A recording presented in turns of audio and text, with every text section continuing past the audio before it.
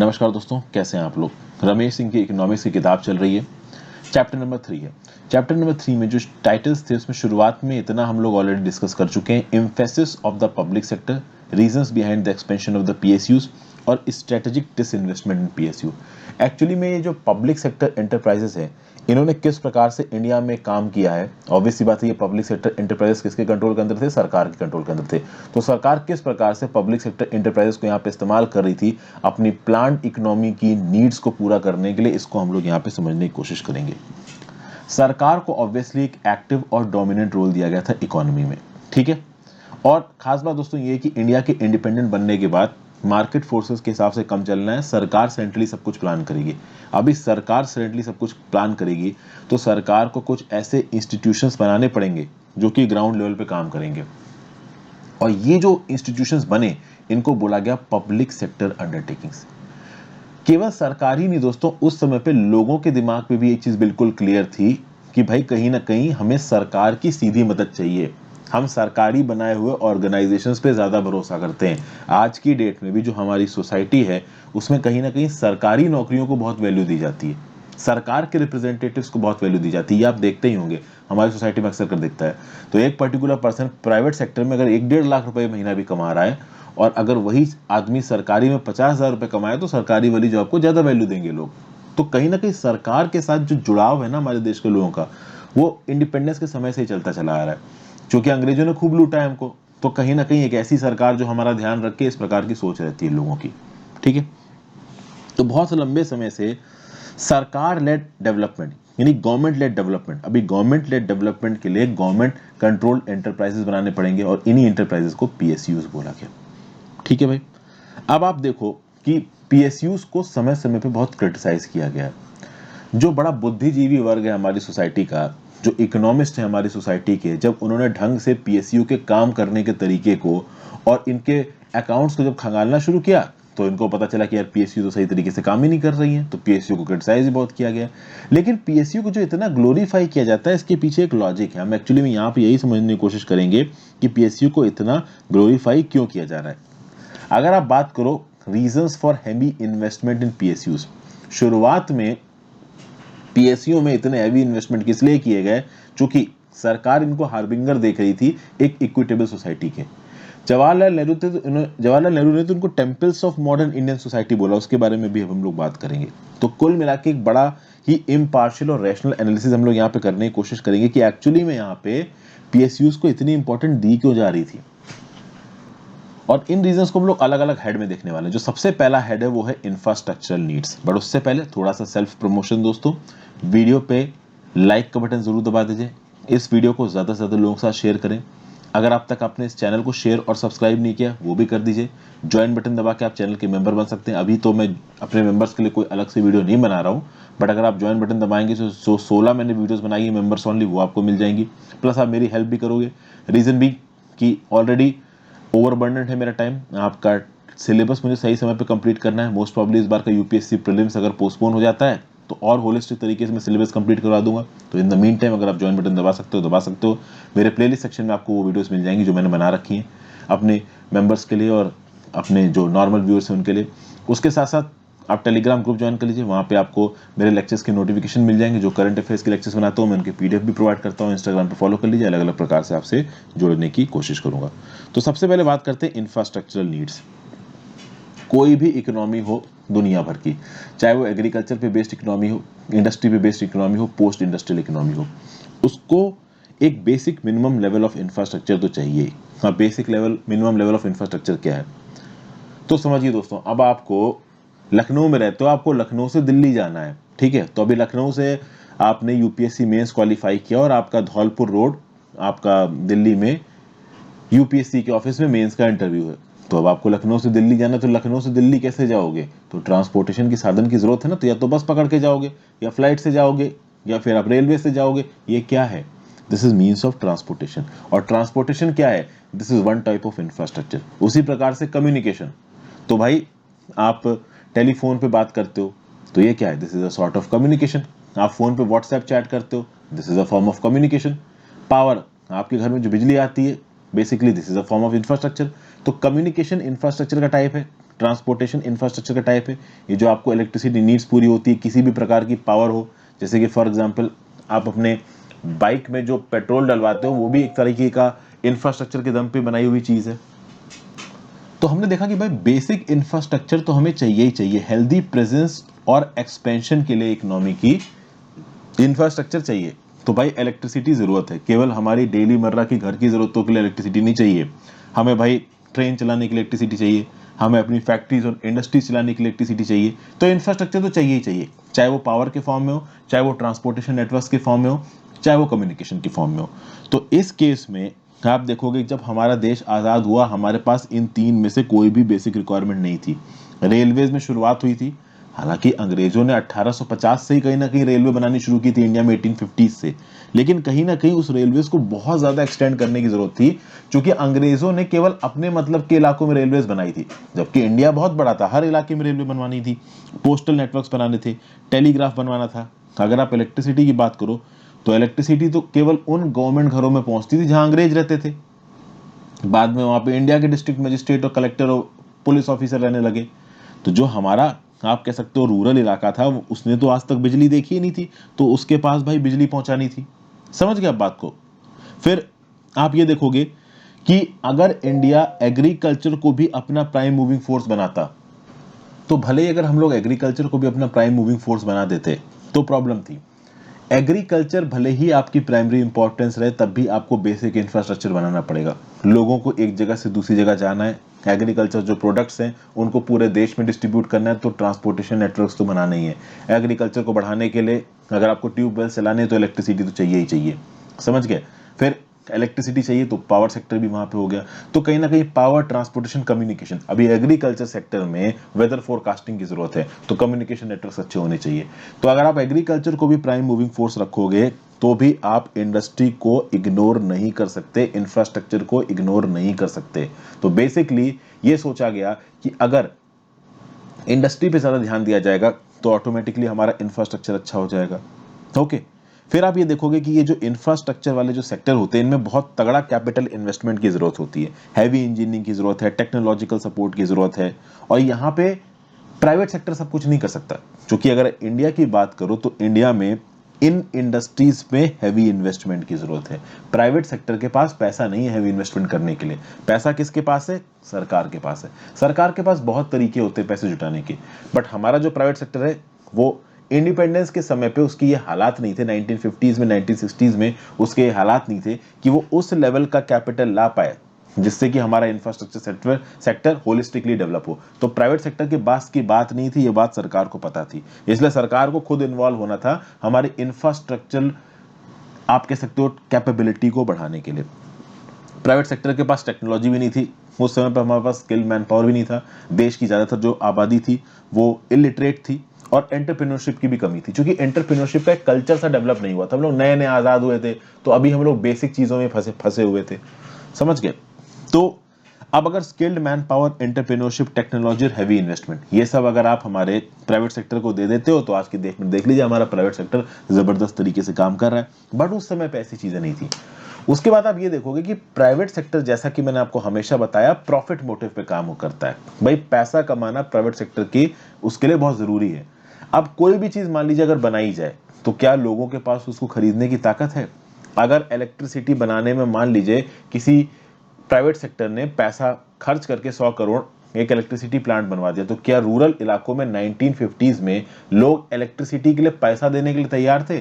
Obvious सी बात है, सब लोग तैयार नहीं थे। लोगों के पास उस समय पे पैसा खाने का नहीं था, वो इलेक्ट्रिसिटी का पैसा कहां से देंगे? तो प्राइवेट सेक्टर का वैसे ही रोल खत्म हो गया, क्योंकि प्राइवेट सेक्टर मार्केट के हिसाब से चीजें करता है। अभी मार्केट में खरीदार है तो प्राइवेट कॉर्पोरेट एंटर मारेगा, मार्केट में खरीदार है नहीं तो ऐसे ही प्राइवेट सेक्टर बाहर हो गया। प्लस इस प्राइवेट सेक्टर को सब्सिडी की जरूरत थी, फ्री सप्लाई की जरूरत थी। अब उस समय पे हमारी सरकार का माइंडसेट इतना इवॉल्व नहीं हुआ था, देश में गरीबी बहुत ज्यादा थी। अभी इस गरीबी में देश के लोगों की गरीबी हटाएं या प्राइवेट सेक्टर को सब्सिडी दे और उस प्राइवेट सेक्टर को प्रॉफिट अर्न करने में मदद करें। क्योंकि देखिए, किसी प्राइवेट सेक्टर की कंपनी को आप सब्सिडी भी दोगे तो भी उसका प्रॉफिट मोटिव नहीं जाएगा। अभी रिसेंटली कोविशील्ड की वैक्सीन बनाने के लिए सीरम इंस्टीट्यूट ऑफ इंडिया के सीईओ आदार पूनावाला ने सरकार से बोला कि भाई अगर वैक्सीन मैन्युफैक्चरिंग कैपेसिटी बढ़ानी है तो हमको पैसा दो। तो मतलब कि वो कोविशील्ड बेच के इतना प्रॉफिट कमा रहे हैं तो भी अपनी मैन्युफैक्चरिंग कैपेसिटी बढ़ाने के लिए सरकार से पैसा ले रहे हैं वो। तो आप समझ रहे हो ना इस बात को, मतलब कि 1950s में हमारे देश की सरकार और हमारे देश का इकोनॉमिक क्लाइमेट इतना डेवलप नहीं हुआ था कि सरकार सीधे सीधे लोगों की मदद छोड़ के प्राइवेट इंडस्ट्रीज को पैसा दे और मार्केट भी डेवलप करे। वो दोनों चीजें साइमल्टेनियसली हो ही नहीं सकती थी। तो सप्लाई और डिमांड दोनों ही हिले हुए थे। तो उस रिस्पेक्ट में यहां पे सरकार को सीधे ही सीधे इन्वॉल्व होना पड़ा। प्लस इंफ्रास्ट्रक्चरल नीड्स को बनाने के लिए जितना पैसा जरूरत था उस लेवल के इनपुट्स को केवल सरकार ही इकट्ठा कर सकती थी। सरकार इंफ्रास्ट्रक्चर को बनाने के लिए आप कह सकते हो डिस्ट्रीब्यूशन चेन्स डेवलप कर सकती थी, जरूरतमंद जगहों पे कंज्यूमर्स तक सामान पहुंचाने के लिए, इकोनॉमी को सस्टेनेबल तरीके से ग्रोथ करवाने के लिए, इन सब चीजों के लिए जो इंफ्रास्ट्रक्चर बनाने की जरूरत थी वो केवल सरकार ही कर सकती थी। तो एक डोमिनेंट स्टेट प्रेजेंस की जरूरत थी।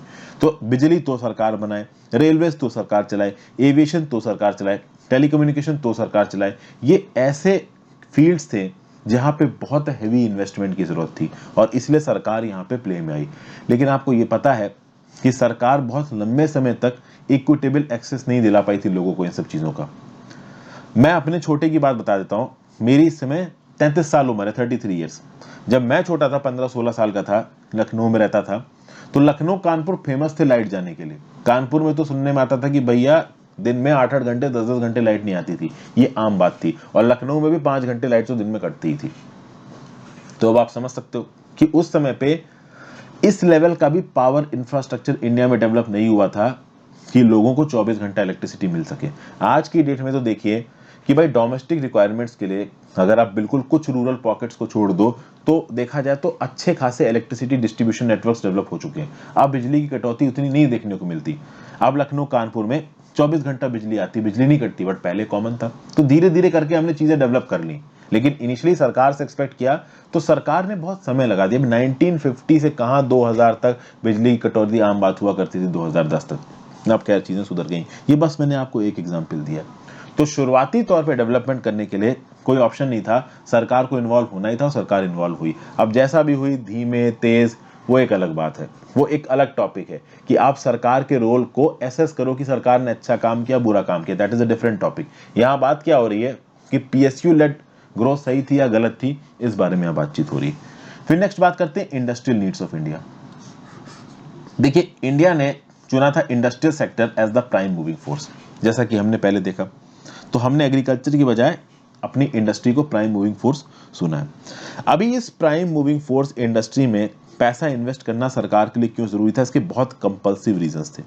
कुछ बेसिक इंडस्ट्रीज जरूरी थी, कोर सेक्टर को डेवलप करना जरूरी था, कोर इंडस्ट्रीज डेवलप करनी जरूरी थी। Basic industries, infrastructure industries. आपको समझ में नहीं आ रहा होगा कि यहाँ कौन सी इंडस्ट्री की बात हो रही है। एक्चुअली में अगर आप इंडेक्स ऑफ इंडस्ट्रियल प्रोडक्शन देखो, उसमें 8 कोर इंडस्ट्रीज आती है। यहाँ पे उन्हीं कोर इंडस्ट्रीज की बात हो रही है। 2013 में 2 नई इंडस्ट्रीज जुड़ी है, नेचुरल गैस और फर्टिलाइजर्स। उससे पहले 6 इंडस्ट्रीज थी। ये 6 इंडस्ट्रीज कौन कौन सी थी तो मैं आपको पढ़ के बता देता हूँ, हमने पीपीटी में इंक्लूड नहीं किए। एक है रिफाइनरी प्रोडक्ट्स, एक है इलेक्ट्रिसिटी, एक है स्टील, एक है कोल, एक है क्रूड ऑयल, एक है नेचुरल गैस, एक है सीमेंट, एक है फर्टिलाइजर। तो ये 8 कोर इंडस्ट्रीज हैं जो पूरा का पूरा इंडेक्स ऑफ इंडस्ट्रियल प्रोडक्शन है। उस इंडेक्स ऑफ इंडस्ट्रियल प्रोडक्शन में ये 8 कोर इंडस्ट्रीज 40% बनाती हैं। सबसे ज्यादा अलॉटमेंट किसको है तो रिफाइनरी प्रोडक्ट्स को है 11.29% का। उसके बाद इलेक्ट्रिसिटी को है लगभग 8% का। उसके बाद स्टील को है 7% से थोड़ा ज्यादा। समझ गए। तो ये जो कोर इंडस्ट्रीज थी इनको डेवलप करना भी जरूरी था, क्योंकि दुनिया भर में इन कोर इंडस्ट्रीज को डेवलपमेंट का इंजन माना जाता था और ये डेवलपमेंट के इंजन को इंडिया में भी चलाने की जरूरत थी। इसीलिए इन कोर इंडस्ट्रीज को, कोर सेक्टर को, बेसिक इंडस्ट्रीज को बढ़ावा देने की जरूरत थी। तो स्टील चाहिए ही चाहिए अगर आपको इंडस्ट्रीज बनानी है। अभी स्टील बनाने के लिए ही आपको इलेक्ट्रिसिटी चाहिए, रिफाइनरी प्रोडक्ट चाहिए ही चाहिए। अभी क्या डालोगे आप अपनी गाड़ी में, कैरोसिन का कैसे लेके आओगे, एलपीजी कैसे बनाओगे, तो भाई रिफाइनरी प्रोडक्ट्स तो चाहिए ही चाहिए, क्रूड ऑयल चाहिए ही चाहिए। उस रिफाइनरी में प्रोडक्ट निकालने के लिए इनपुट तो क्रूड ऑयल ही डालोगे ना। कोल चाहिए ही चाहिए आपको इलेक्ट्रिसिटी पैदा करने के लिए, कैप्टिव पावर प्लांट चलाने के लिए। नेचुरल गैस चाहिए ही चाहिए, सीमेंट चाहिए चाहिए, फर्टिलाइजर चाहिए चाहिए। तो ये वो कोर इंडस्ट्रीज थी, बेसिक इंडस्ट्रियल नीड थी जो किसी भी हाल में पूरी होनी चाहिए थी। और यहां पे आप देखोगे कि लिमिटेड प्रेजेंस थी हमारी, कह सकते हैं प्राइवेट इंडस्ट्री की। ऐसा नहीं था कि प्राइवेट इंडस्ट्री यहां पे बिल्कुल ही मिसिंग है। और बेसिक इंडस्ट्रीज में भी यही प्रॉब्लम थी। ये जो मैंने यहाँ पे आपको इंडस्ट्रियल नीड्स बनाई ना, बेसिक इंडस्ट्रीज मतलब आप ये 8 कोर इंडस्ट्रीज समझ लो जिनका मैंने अभी नाम लिया। Refinery products, electricity, steel, coal, crude oil, natural gas, cement, fertiliser, ये सबसे बेसिक रिक्वायरमेंट वाली है। इंडेक्स ऑफ इंडस्ट्रियल प्रोडक्शन में ये 8 कोर इंडस्ट्रीज हैं।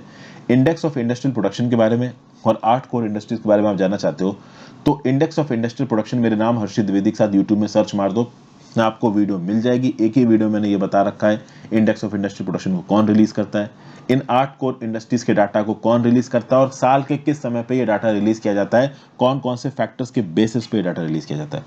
तो ये जो बेसिक इंडस्ट्रीज हैं इसमें भी हाई लेवल ऑफ कैपिटल चाहिए, पैसा काफी खत्म होता है, टेक्नोलॉजी काफी लगती है, स्किल्ड मैन पावर चाहिए, एंटरप्रेन्योरशिप चाहिए। और ऑब्वियस ही बात है 1950s के समय पे, हमारी देश की आज़ादी के समय पे प्राइवेट सेक्टर में इतना दम नहीं था कि वो उन बेसिक इंडस्ट्रीज को होलिस्टिक लेवल पे डेवलप कर सके, और ना ही इन इंडस्ट्रीज के बेसिस पे बने हुए जो प्रोडक्ट थे उनको खरीदने की औकात थी हमारे देश के नागरिकों की मार्केट में। तो इसी रिस्पेक्ट में आप देखोगे कि इन बेसिक इंडस्ट्रीज को भी डेवलप करने की जो काबिलियत है वो सरकार के पास आ गई। जो शुरुआती 6 बेसिक इंडस्ट्रीज थी, शुरुआती 6 बेसिक इंडस्ट्रीज मतलब नेचुरल गैस और फर्टिलाइजर हटा दो, क्योंकि ये जो नेचुरल गैस और फर्टिलाइजर है ये 2013 में जुड़ी है। तो नेचुरल गैस फर्टिलाइजर हटा दो तो 1950s में कौन कौन सी थी? Refinery product, electricity, steel, coal, crude oil और सीमेंट।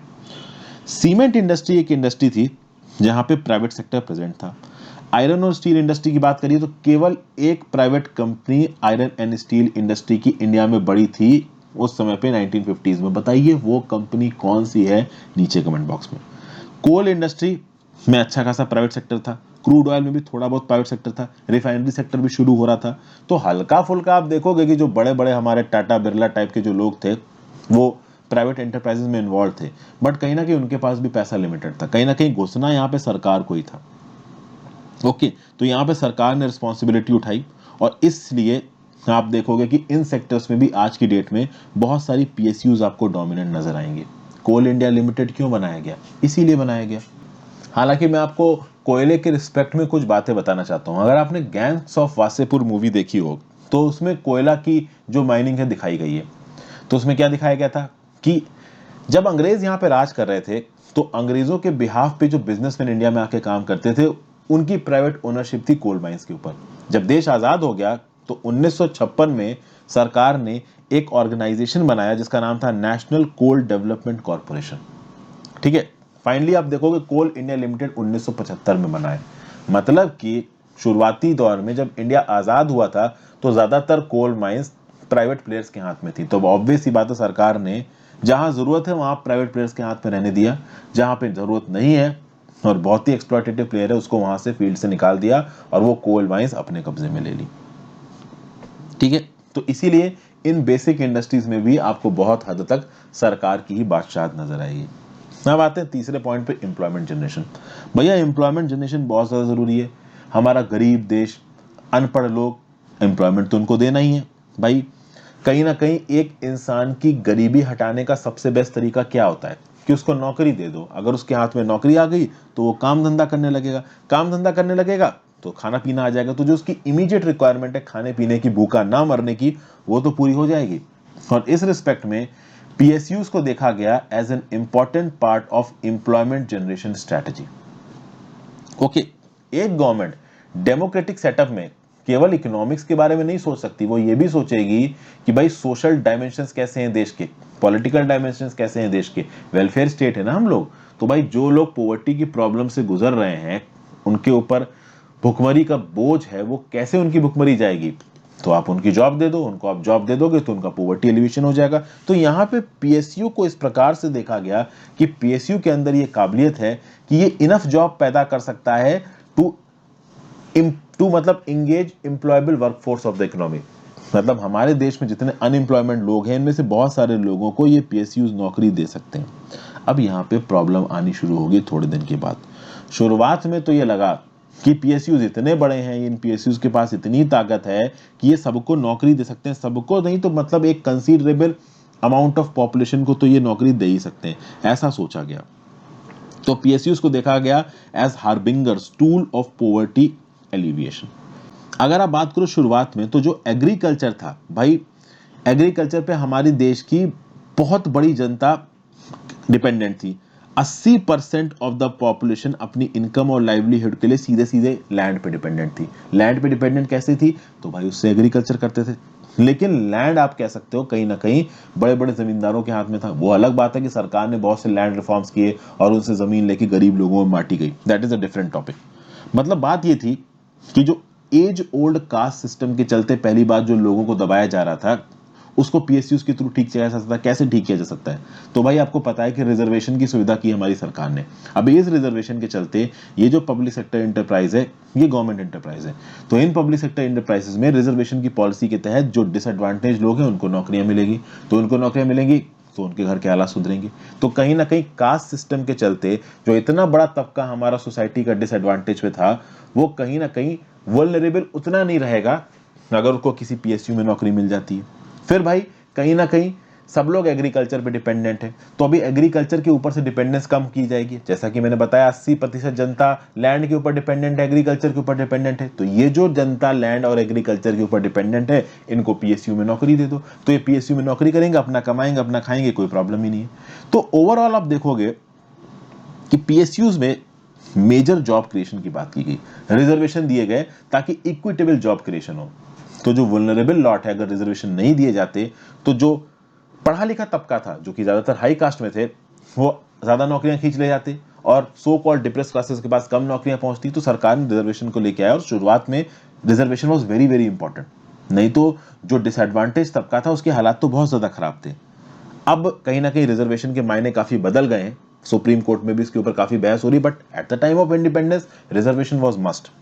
आगे अगर बात की जाए तो जो हाईली कैपिटल इंटेंसिव सेक्टर्स थे जहां पे सरकार एंट्री मार रही थी यहां पे पीएसयू खोलना मजाक बात नहीं थी। अब सोचिए आप पीएसयू से क्या क्या एक्सपेक्ट कर रहे हो। आप पीएसयू से एक्सपेक्ट कर रहे हो कि वो इंफ्रास्ट्रक्चर भी बनाएगा, आप पीएसयू से एक्सपेक्ट कर रहे हो कि भाई देश की इंडस्ट्रियल नीड्स भी पीएसयू से पूरी हो जाएंगी, आप पीएसयू से एक्सपेक्ट कर रहे हो कि एम्प्लॉयमेंट जनरेशन भी हो जाएगा। इस पूरे प्रोसेस को करने के लिए सबसे पहले तो कैपिटल इंटेंसिव सेक्टर में आपको कंपनी खोलनी है। अभी कंपनी खोलने के लिए पैसा चाहिए, तो चलो प्राइवेट सेक्टर के पास पैसा नहीं तो सरकार के पास पैसा है। ये सरकार के पास पैसा आया कहां से? तो टैक्सेस लगाए आपने, जो अमीर लोग हैं उन्होंने टैक्सेस भरे, जिनके पास जमीन है उन्होंने टैक्सेस भरे।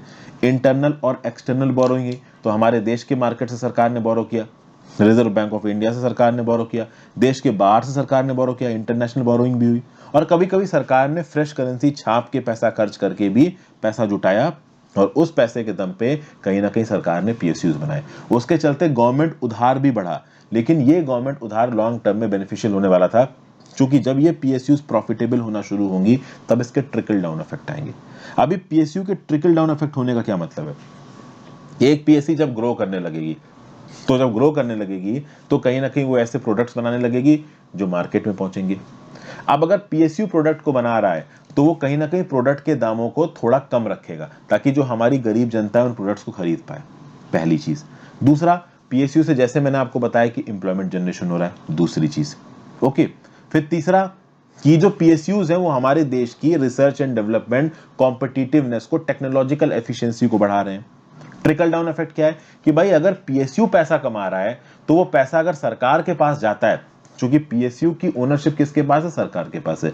तो अगर पीएसयू पैसा कमाएगा तो पैसा जाएगा कहां? सरकार के पास जाएगा, और सरकार फिर उसको सोशल वेलफेयर के काम में इस्तेमाल करेगी, गरीबों के लिए स्कीम चलाएगी वगैरह वगैरह।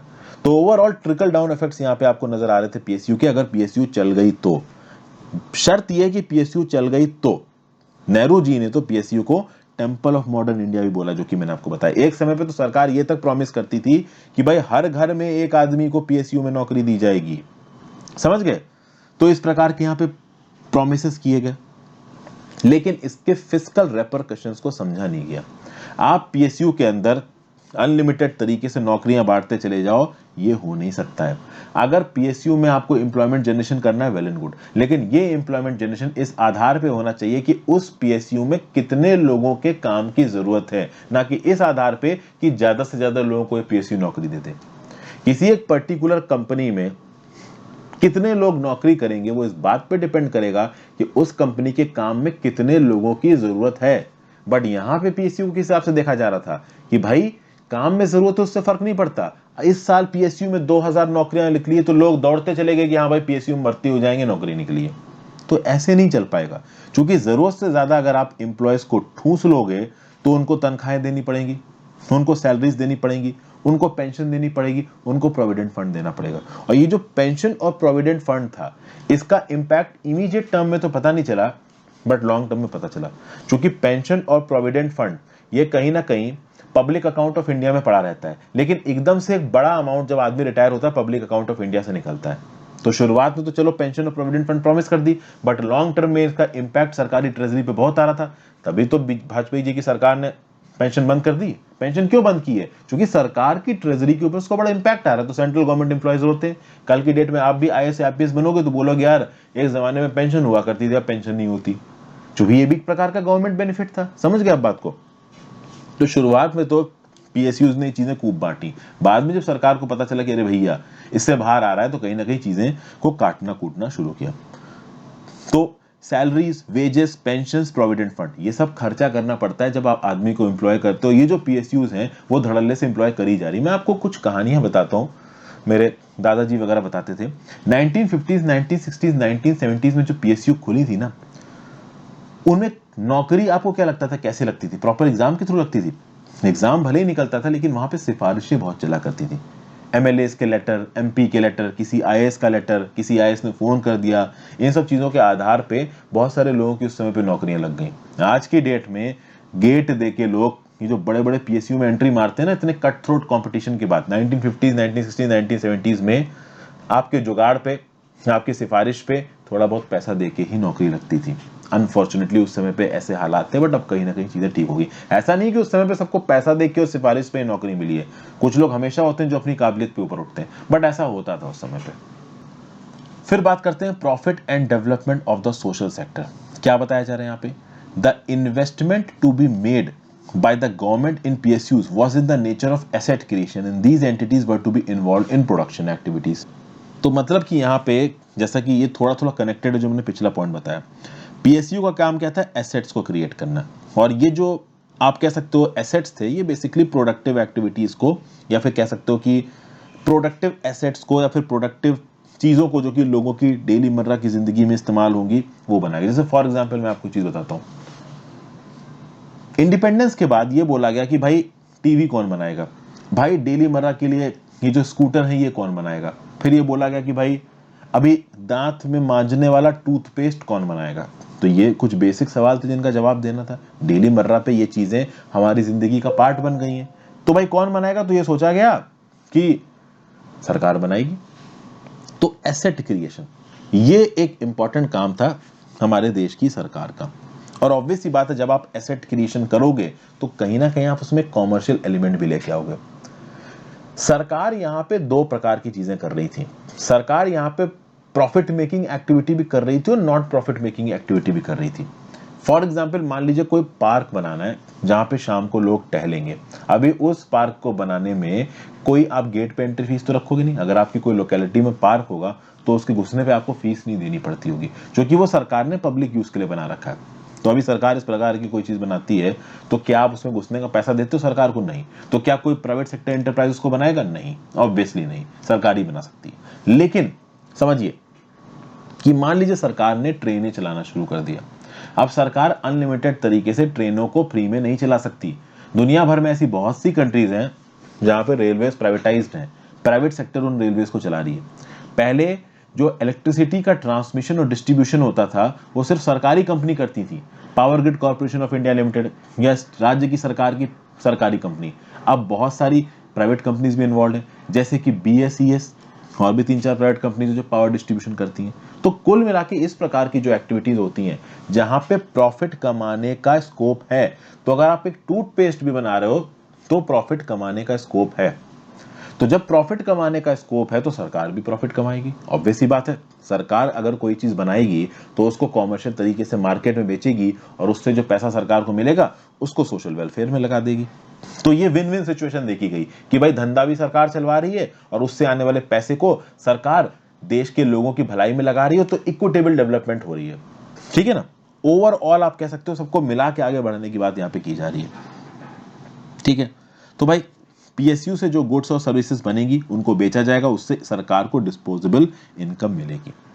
तो यहां पे आप देखोगे कि दो प्रकार के गुड्स, मतलब एक तो गुड निकल के आया सोशल गुड, दो प्रकार के गुड्स कह सकते हो, सोशल गुड जिनको आप पब्लिक गुड भी कह सकते हो, एक आप कह सकते हो कमर्शियल गुड।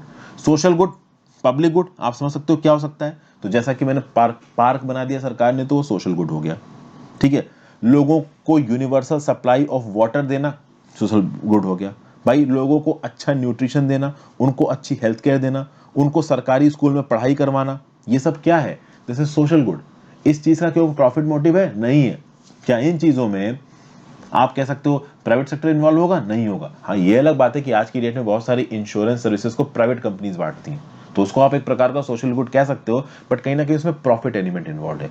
लेकिन जब बात आती है कि म्यूनिसिपल कॉर्पोरेशन से आपके पास दिन में पानी आ रहा है, अभी के समय पे तो चलो आप पानी का बिल देते हो मुंबई जैसे शहरों में, दिल्ली जैसे शहरों में, लेकिन पहले पानी आने का कोई बिल नहीं था। तो आपके घर तक ड्रिंकिंग वाटर पहुंचाना, ये क्या है? सोशल गुड है, पब्लिक गुड है। सरकार इसका कोई पैसा नहीं ले रही आपसे।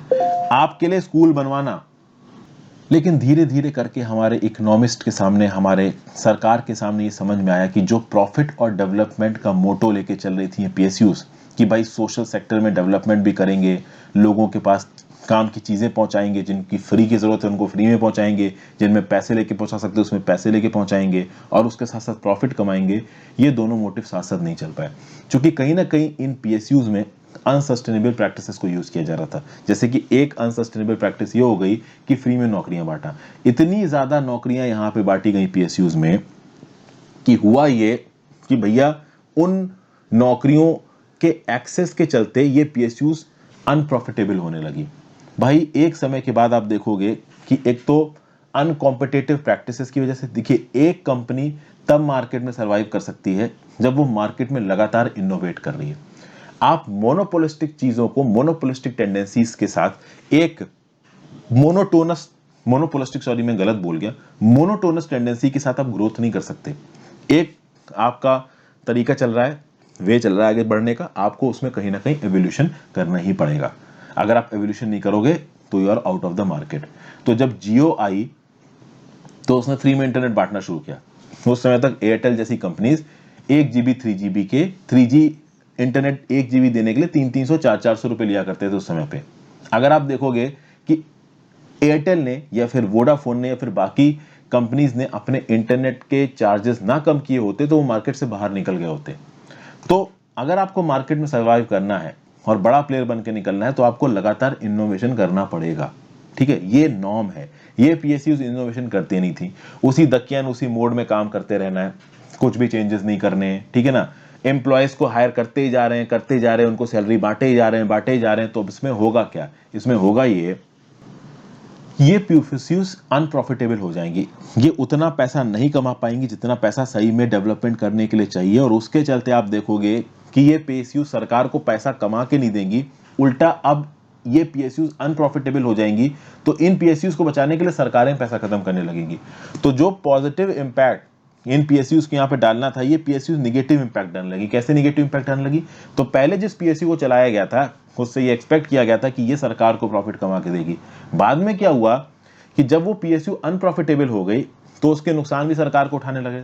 लेकिन जब उस पीएसयू को बंद करने की बात आई तो उस पीएसयू के जो एम्प्लॉय हुआ करते थे वो धरना प्रदर्शन करने लगे कि हमारी नौकरी बचाओ, हमें, हमारी पीएसयू बंद हो गई तो हमारी नौकरी चली जाएगी, हम तो सरकारी एम्प्लॉय, हमारी नौकरी कैसे जा सकती है। तो नौकरियां बचाने के लिए हर साल बजट में लॉस मेकिंग पीएसयूज को कंपनसेट किया जाता था। तो एक तो पीएसयू लॉस मेकिंग है, ऊपर से उसको सरकार उसके लॉस को भर रही है, तो ये तो डिफीटिंग हो गया ना। जिस ऑब्जेक्टिव के साथ आपने उस पीएसयू को खोला था वो पूरा का पूरा ऑब्जेक्टिव ही यहां पे डिफीट हो गया, समझ गए। तो ये प्रॉब्लम हुई पीएसयू के साथ। उसके बाद अगर आप बात करोगे तो एक और चीज हुई यहां पे, rise of the private sector. अब आप देखोगे कि पीएसयूज ने शुरुआत में रिस्पॉन्सिबिलिटी ली थी बेसिक इंफ्रास्ट्रक्चर और बेसिक इंडस्ट्रीज को आगे बढ़ाने की, और कहीं ना कहीं उन्होंने इस रिस्पॉन्सिबिलिटी को पूरा भी किया। धीरे धीरे आप देखोगे कि जो बेस यहां पे ये पीएसयू सेटअप करेंगे, उस बेस के दम पे जो प्राइवेट सेक्टर की इंडस्ट्रीज है ना, ये धीरे धीरे ऊपर उठेंगी। ओके, जब प्राइवेट सेक्टर इंडस्ट्रीज की खुद की काबिलियत हो जाएगी पूरी तरीके से आगे बढ़ने की, तब बोला जाएगा कि हाँ भाई प्रोसेस ऑफ इंडस्ट्रियलाइजेशन कंप्लीट हो गया। लेकिन प्रोसेस ऑफ इंडस्ट्रियलाइजेशन कंप्लीट होना आसान नहीं है, क्योंकि प्रोसेस ऑफ इंडस्ट्रियलाइजेशन बहुत हद तक कंपैरेटिव है। आप कोई एक पैमाना तय नहीं कर सकते कि हाँ भाई अब इंडस्ट्रियलाइजेशन हो गया। हम पैमाने किस हिसाब से तय करते हैं? अपने कंपटीशन के हिसाब से। तो आपने 85% लेके आए, बड़े खुश हो कि हाँ भाई हमारे 10th के एग्जाम में 85% आ गए। आपका दोस्त 90% ले आया तो आपके घर वालों ने सुबह बड़े प्यार से बात की थी, शाम को सुनाने लगे कि तुम तो बिल्कुल बेकार हो, तुम्हें कुछ नहीं आता, तुम्हारे साथ घूमता है, देखो तुम्हारे कम नंबर उसके ज्यादा नंबर। तो अब इसका क्या मतलब? इसका यही मतलब हो गया ना कि चीजें कंपेरेटिव है। आप 90% ले आओगे, किसी के 95 आ गए, किसी के 95 आए, दूसरे के 98 आ गए, तो इस प्रकार से कंपटीशन चलता रहता है। वैसे ही इंडिया के इंडस्ट्रियलाइजेशन में भी कंपटीशन है। हम किससे कॉम्पीट कर रहे हैं? चाइना से कम्पीट कर रहे हैं। तो चाइना के इंडस्ट्रियलाइजेशन लेवल के सामने तुम कहीं खड़े ही नहीं होते। समझ गए आप बात को? ये सब बातें यहां पे कही जा रही थी। तो एक जो ऑब्जेक्टिव था कहीं ना कहीं पीएसयूज के डेवलपमेंट का, या फिर ऑर्गेनाइज तरीके से इंडिपेंडेंस के बाद पीएसयू को आगे बढ़ाने का, कहीं ना कहीं पीएसयू ने उस ऑब्जेक्टिव को पूरा किया। पीएसयू ने उस बेस को तैयार किया जिस बेस को इस्तेमाल करके प्राइवेट सेक्टर की इंडस्ट्रीज आगे बढ़ेंगी। ओके, फिर भाई कहीं ना कहीं पीएसयूज कुछ और चीजें करने के लिए लाई गई थी, जैसे कि पीएसयूज को बैलेंस्ड डेवलपमेंट करवाना था, बैलेंस रीजनल डेवलपमेंट। तो कोई एक इलाका बहुत डेवलप्ड है, दूसरा अनडेवलप्ड ना हो जाए। सेल्फ सफिशिएंसी इन प्रोडक्शन, छोटी छोटी स्मॉल और एंसिलरी इंडस्ट्रीज को डेवलप करना। तो भाई कहीं ना कहीं अगर स्टील मेकिंग इंडस्ट्री किसी जगह पे बनाई गई है तो आसपास कोल के थोक विक्रेता भी वहां पे आ जाएंगे, लाइमस्टोन बेचने वाले भी आ जाएंगे। तो किसी भी एक पर्टिकुलर इंडस्ट्री में जो भी इनपुट लगता है, उस इनपुट को बनाने वाले बहुत सारे प्लेयर्स छोटे मोटे आसपास के इलाकों में डेवलप करने लग जाएंगे, तो एक पूरी की पूरी इंडस्ट्रियल टाउनशिप बन जाएगी। तो ये सब चीजें यहाँ पे बताई जा रही हैं। प्लस अगर हम अपनी इंडस्ट्रियल पावर बढ़ाएंगे तो हम ज्यादा एक्सपोर्ट कर पाएंगे, ज्यादा एक्सपोर्ट कर पाएंगे तो कहीं ना कहीं हमारा बैलेंस ऑफ पेमेंट इक्विलिब्रियम में रहेगा। देखिए बैलेंस ऑफ पेमेंट क्राइसिस हो गई 1991 में, भले ही पीएसयूज हमारे बैलेंस ऑफ पेमेंट में इक्विलिब्रियम लाने की बात कर रही हैं, लेकिन क्राइसिस तब भी हो गई। हमारे पास एक महीने के इंपोर्ट के पैसे बचे केवल। तो कहीं ना कहीं शुरुआत में तो पीएसयू ठीक तरीके से शुरू हुई, बट जब सही तरीके से काम नहीं किया तो ये अनकॉम्पिटिटिव भी बाद में होती नजर आएंगी। ये चीज चाइना में नहीं हुई है। चाइना में दोस्तों इतना जबरदस्त मैनेजमेंट हुआ है ना कि वहां की जो पीएसयूज है ना वो अनकॉम्पिटिटिव नहीं हुई। ये बात देखने वाली है। फिर आप बात करोगे कि पीएसयूज के खिलाफ बहुत सी आवाजें भी उठ रही थी दुनिया भर में। 1980s की अगर आप बात करो तो इंटरनेशनल मॉनेटरी फंड और वर्ल्ड बैंक ये दुनिया भर की पीएसयूज के ऊपर सवाल उठा रहे थे। ये कह रहे थे कि ये पीएसयूज अंडर परफॉर्म करती हैं, इनएफिशिएंसी से काम करती हैं। वॉशिंगटन कंसेंसस के बारे में मैंने पहले की वीडियोस में बता रखा था।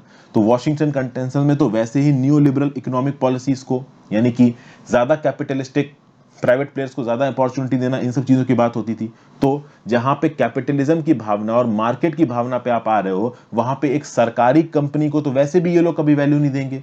और अगर इंडिया की सरकारी कंपनी पूरी तरीके से प्रॉफिटेबली काम कर रही होती जिस प्रकार से इनको एनविसेज किया गया था, तो शायद वर्ल्ड बैंक और आईएमएफ कुछ ना बोल पाते। लेकिन जब इंडिया की पीएसयूज लॉस लेने लगी तो मौका मिल गया डेवलप्ड कंट्रीज को, आईएमएफ को और वर्ल्ड बैंक को सवाल उठाने का कि भाई आप तो बड़ा बोल रहे थे कि आपकी पीएसयू ये कर लेंगी वो कर लेंगी, कर कुछ नहीं पाई। ठीक है। और आप देखोगे दुनिया भर में कहीं ना कहीं पीएसयूज के डिसइन्वेस्टमेंट का एक ट्रेंड चालू हुआ, क्योंकि इंडिया केवल एक अकेली ऐसी कंट्री नहीं थी जहां पे ये पीएसयूज फॉल्टर कर रही थी। देश में और दुनिया में और भी वैसी बहुत सी कंट्रीज थी जहां पे ये पीएसयूज फॉल्टर कर रही थी।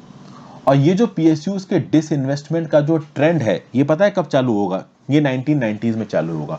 1990s में आप देखोगे लिबरलाइजेशन, प्राइवेटाइजेशन, ग्लोबलाइजेशन की भावना आएगी। और उसके बाद क्या बोला जाएगा कि भाई पीएसयूज को डिसइन्वेस्ट करो, प्राइवेट कंपनीज के कल्चर को लेके जाओ। क्योंकि 1990s में दुनिया भर में आईएमएफ, वर्ल्ड बैंक और डेवलप्ड कंपनीज ने ये मिथ फैलाई कि प्राइवेट कंपनी हमेशा एफिशिएंट होती है, ये जो सरकारी कंपनी है ये फेल होती है। अब आप समझिए, ये डेवलप्ड कंट्रीज, ये वर्ल्ड बैंक और आईएमएफ कोई दूध के धुले नहीं है। ये कैपिटलिस्टिक सिनारियो को, कैपिटलिस्टिक आइडियोलॉजी को प्रमोट करते हैं। और कैपिटलिस्टिक आइडियोलॉजी मार्केट सिद्धांत पे चलती है, प्रॉफिट मोटिव पे चलती है। और यहां पे प्राइवेट सेक्टर्स का रोल है। तो ये जो बड़े बड़े आप कह सकते हो डेवलप्ड कंट्रीज थे, यूएसए जैसे और यूरोप के बड़े बड़े developed countries, world bank, IMF दुनिया भर में ये मिथ फैलाने लगे कि पीएसयूज फेल करते हैं और प्राइवेट कंपनीज हमेशा सक्सेसफुल होती हैं। इन लोगों की बुद्धि तब खुली जब 2008 में यूएस सब प्राइम क्राइसिस आ गई। और यूएस सब प्राइम क्राइसिस के चलते अमेरिका के सबसे बड़े बैंक, जिनको टू बिग टू फेल माना जाता था, मेरिल लिंक जैसे, लेमन ब्रदर्स जैसे, ये बैठ गए। उस समय पे बुद्धि खुली लोगों की कि अरे भाई सिर्फ पीएसयूज ही लॉस नहीं करती हैं, प्राइवेट कंपनीज भी बहुत लॉस करती हैं। क्योंकि प्राइवेट कंपनी एक लिमिट से ज्यादा अगर प्रॉफिट के पीछे भागेंगी तो कभी ना कभी तो कोई ना कोई ऐसा गलत डिसीजन ले ही लेंगी कि सब बैठ जाएगा। और यूएस सब प्राइम मॉर्टगेज क्राइसिस में यही हुआ था। यूएसए की सब प्राइम मॉर्टगेज क्राइसिस के बारे में जानना चाहते हैं तो सब प्राइम मॉर्टगेज क्राइसिस, मेरे नाम हर्षित द्विवेदी के साथ यूट्यूब पे सर्च मारिए, आपको वो पर्टिकुलर वीडियो मिल जाएगी, आप जाके उसको देख सकते हैं। तो कहीं ना कहीं जो नियो लिबरलिज्म की बात करते थे ना ये डेवलप्ड कंट्रीज, जिसको ये लोग आप कह सकते हो जस्टिफाई करते घूमा करते थे, और किस बेसिस पे जस्टिफाई करते थे कि पीएसयूज फेल हो रही हैं, सरकारी कंपनी फेल हो रही हैं। तो 2008 में जब प्राइवेट कंपनियां फेल हुई और बैंकों ने इतना बड़ा फ्रॉड कर लिया, कितने सारे लोगों ने अमेरिका में दुनिया भर में सुसाइड कर लिया इस क्राइसिस के चलते, उसके बाद पता चला कि ये जो अनकॉम्पिटिटिव प्रैक्टिसेस है, करप्शन है, ये प्राइवेट कंपनीज में भी हो सकते हैं। तो शुरुआत में इंडिया बहुत जबरदस्त तरीके से डिसइन्वेस्टमेंट कर रहा था। 1990s में इंडिया की डिसइन्वेस्टमेंट की स्पीड बहुत तेजी से बढ़ी। फिर उसके बाद आप देखोगे कहीं ना कहीं जो यूपीए की सरकार थी उसने 2003-2004 में डिसइन्वेस्टमेंट की स्पीड पे थोड़ी लगाम लगाई। उन्होंने बोला नहीं भाई, इतनी तेजी से हम लोग डिसइन्वेस्टमेंट नहीं करेंगे, ये सही नहीं है। 2003 से लेके 2003-2004 से लेके 2015-2016 तक एक लेस एम्बिशियस डिसइन्वेस्टमेंट पॉलिसी को चलाया गया। तो पब्लिक सेक्टर के शेयर्स को डिसइन्वेस्ट तो किया गया बट कम किया गया, इतनी तेजी से पब्लिक सेक्टर यूनिट्स को प्राइवेटाइज नहीं किया गया। लेकिन जो करंट सरकार आई है, मोदी जी की सरकार, उसने 2016-17 फाइनेंशियल ईयर के बाद स्ट्रेटेजिक डिसइन्वेस्टमेंट को अपना मोटो बना लिया है। स्ट्रेटेजिक डिसइन्वेस्टमेंट मतलब कि एक बड़ा शेयर पीएसयू का हम लोग डिसइन्वेस्ट कर देंगे। स्ट्रेटेजिक डिसइन्वेस्टमेंट का मतलब यह भी होता है दोस्तों कि देखिए, अभी मान लीजिए एसबीआई है। एसबीआई एक सरकारी बैंक है। क्यों आप उसको सरकारी बैंक बोलते हो? क्योंकि 50% से ज्यादा शेयर्स सरकार के पास है। कल की डेट में सरकार मान लीजिए कि एसबीआई के बहुत सारे शेयर्स को डिसइन्वेस्ट कर देती है और सरकारी जो ओनरशिप है वो एसबीआई में केवल 45% बचती है, तो इसको क्या बोला जाएगा? इसको स्ट्रेटेजिक डिसइन्वेस्टमेंट बोला जाएगा। क्योंकि फिर एसबीआई की जो मेजॉरिटी ओनरशिप है ना वो प्राइवेट प्लेयर्स के पास चली जाएगी, सरकार के पास नहीं रहेगी। अभी एसबीआई की मेजॉरिटी ओनरशिप किसके हाथ में है? सरकार के हाथ में।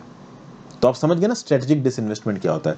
तो 2016-17 से मिशन मोड में सरकार स्ट्रेटेजिक डिसइन्वेस्टमेंट करने की कोशिश कर रही है और चाहती है कि जो पीएसयूज का आप कह सकते हो कमान है वो बहुत हद तक प्राइवेट सेक्टर में जाए। क्योंकि अभी भी बहुत सारी पीएसयूज में करप्शन की रिपोर्ट्स आती रहती हैं और नॉन कॉम्पिटिटिव होने की, कम प्रॉफिटेबल होने की रिपोर्ट आती रहती है। मेरा एक दोस्त है बीएचईएल में काम करता है, बीएचईएल भी काफी घाटे में जा रही है, तो सरकार उसके भी डिसइन्वेस्टमेंट की बातचीत चल रही। हालांकि ऐसा कोई अनाउंसमेंट नहीं आया अभी। तो उस रिस्पेक्ट में देखा जाए तो यहां पे लोगों की अपनी अलग अलग राय हो सकती है।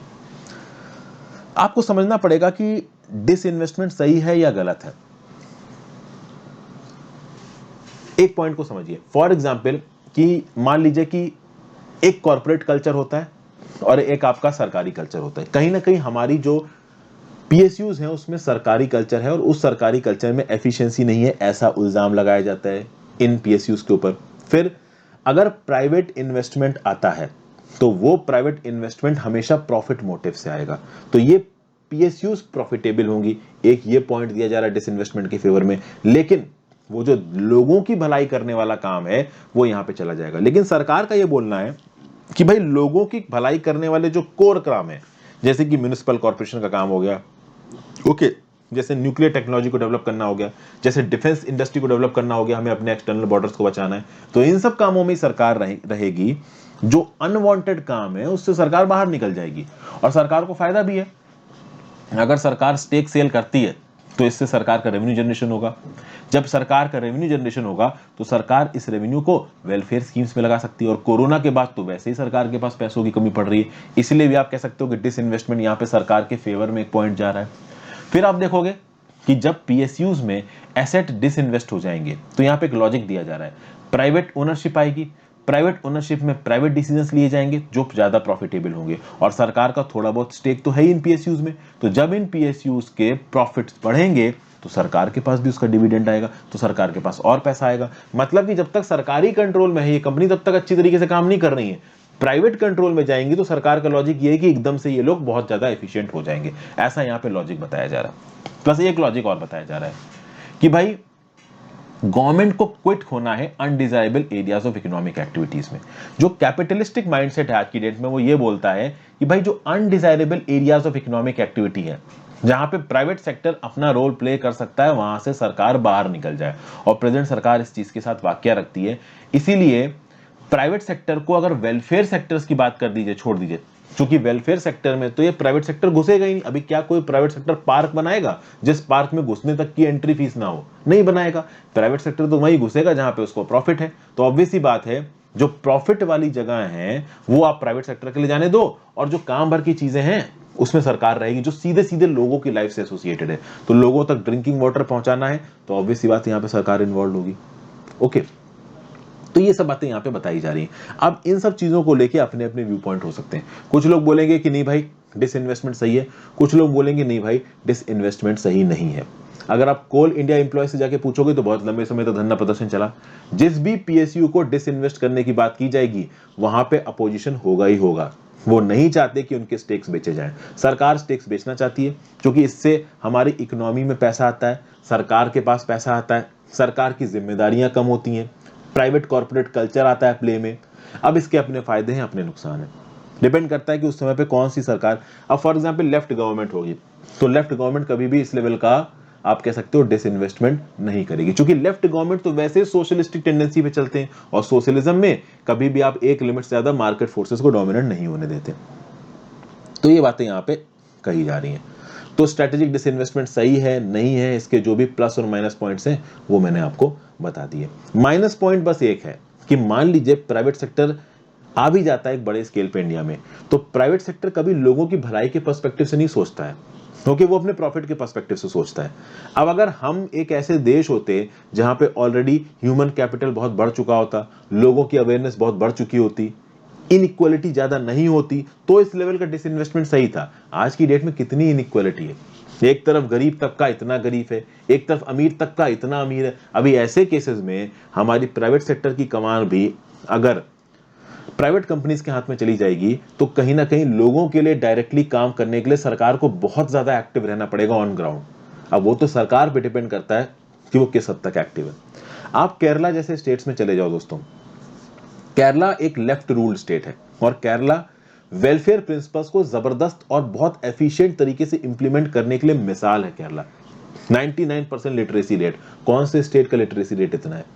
केरला इतना आगे अपनी वेलफेयर टेंडेंसीज के दम पे पड़ा है। वहां पे सरकार जबरदस्ती इंटरवीन करके लोगों के वेलफेयर के लिए काम करती है। क्या प्राइवेट सेक्टर एंटरप्राइजेस कभी इस हद तक लोगों के डेवलपमेंट के लिए काम करेंगे? ऑब्वियसली बातें नहीं करेंगे। अब यहां पे दो लॉजिक है।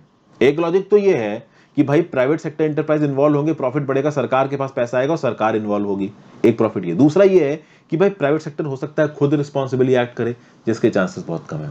तो ये जो स्ट्रेटेजिक डिसइन्वेस्टमेंट की पॉलिसी है अभी करंट सरकार की, इसके आउटकम क्या होंगे ये अभी हमको नहीं पता चलेंगे 1-2 साल में। इसके आउटकम अगले 5 से 6-10 सालों में पता चलेंगे, क्योंकि ये जो इकोनॉमिक डिसीजंस होते हैं ना, ये बहुत बड़े होते हैं। इनका जो इम्पैक्ट है वो इमीडिएट नहीं है, बहुत लॉन्ग टर्म है, और इनको एसेस करने के लिए भी लॉन्ग टर्म इकोनॉमिक एनालिसिस की जरूरत है। चलिए यहाँ पे हमने चैप्टर नंबर 3 खत्म कर दिया है।